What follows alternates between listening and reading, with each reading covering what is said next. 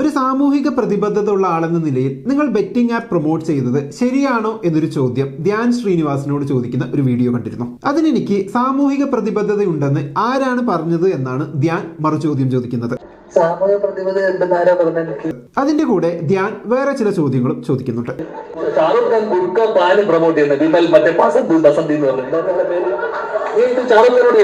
ഞാൻ മാത്രമാണോ ഇത്തരം സംഭവങ്ങൾ പ്രൊമോട്ട് ചെയ്യുന്നത്? അങ്ങനെയാണെങ്കിൽ ഫെയർനെസ് ക്രീം മുതൽ പാൻ മസാലയുടെ വരെ പരസ്യം ചെയ്യുന്ന ഷാരൂഖ് ഖാൻ മുതൽ അജയ് ദേവ്ഗൺ പോലെയുള്ള സെലിബ്രിറ്റീസ് തെറ്റുകാരല്ലേ?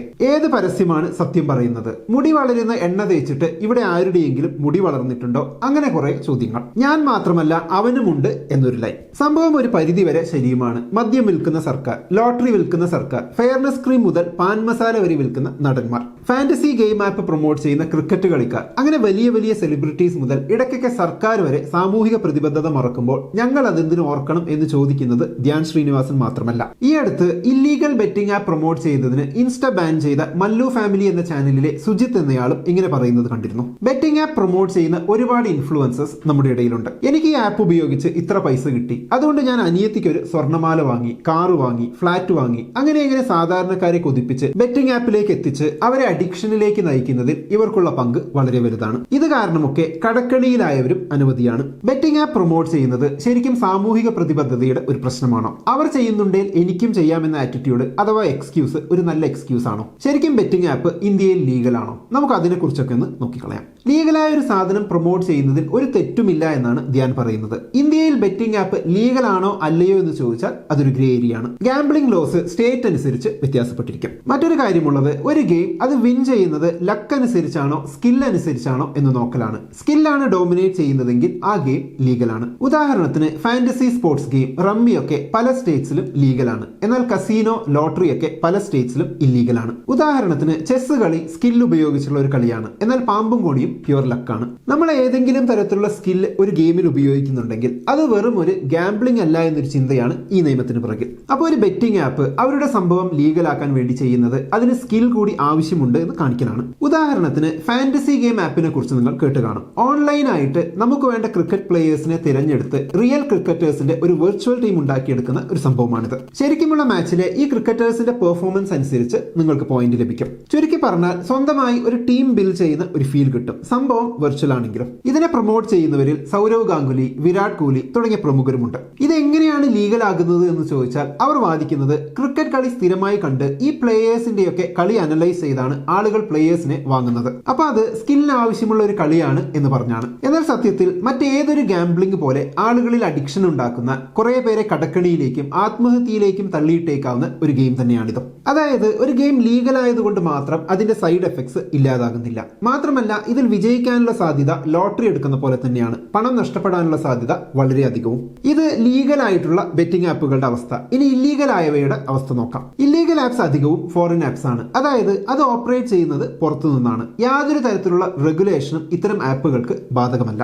ഇന്ത്യയിൽ അവർ അത് ഓപ്പറേറ്റ് ചെയ്യുന്നത് പലപ്പോഴും ഇങ്ങനെ ഇൻഫ്ലുവൻസേഴ്സിന്റെ ഇടയിൽ കൂടിയൊക്കെയാണ്. ബെറ്റിംഗ് ആപ്സ് ഡിസൈൻ ചെയ്തിരിക്കുന്നത് ആളുകളെ മാക്സിമം അട്രാക്ട് ചെയ്ത് അഡിക്റ്റ് ആക്കി മാറ്റുക എന്ന ഉദ്ദേശത്തോടു കൂടിയാണ്. ചില സൈക്കോളജിക്കൽ ട്രിക്സ് അതിനായി അവർ ഉപയോഗിക്കുന്നുണ്ട്. പുതിയ യൂസേഴ്സിന് വേണ്ടി വെൽക്കം ബോണസ് കൊടുക്കുക, ഫ്രീ ക്രെഡിറ്റ്സ് കൊടുക്കുകയൊക്കെ അതിൽപ്പെടും. ഈ ഫ്രീ മണിയിൽ പലരും വീഴും. കളിക്കാനും ഡെപ്പോസിറ്റ് ചെയ്യാനും വിഡ്രോ ചെയ്യാനും ഒക്കെ സംഭവം വളരെ ഈസി ആക്കുക എന്നതാണ് മറ്റൊന്ന്. വേറൊന്ന് നിയർ വിൻ എക്സ്പീരിയൻസ് ഉണ്ടാക്കിയെടുക്കലാണ്. അതായത് ഇപ്പൊ ജയിച്ചതിനെ ജസ്റ്റ് മിസ്സായതാണ് എന്നൊരു ഫേക്ക് തോന്നൽ നമുക്ക് ഇട്ടുതരും. അടുത്ത തവണ ജയിക്കും എന്ന് തോന്നും അത് കണ്ട.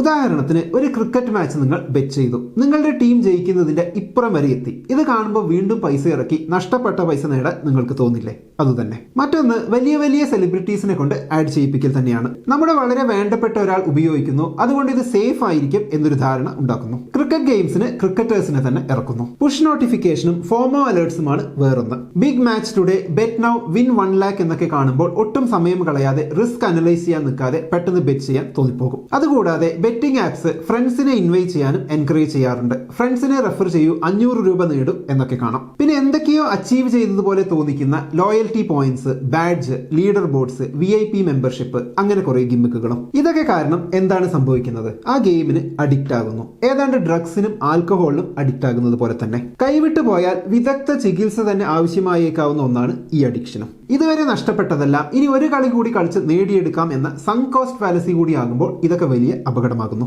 നമ്മൾ വിചാരിച്ചതിനേക്കാളും എത്രയോ അധികം നഷ്ടപ്പെടുന്നു.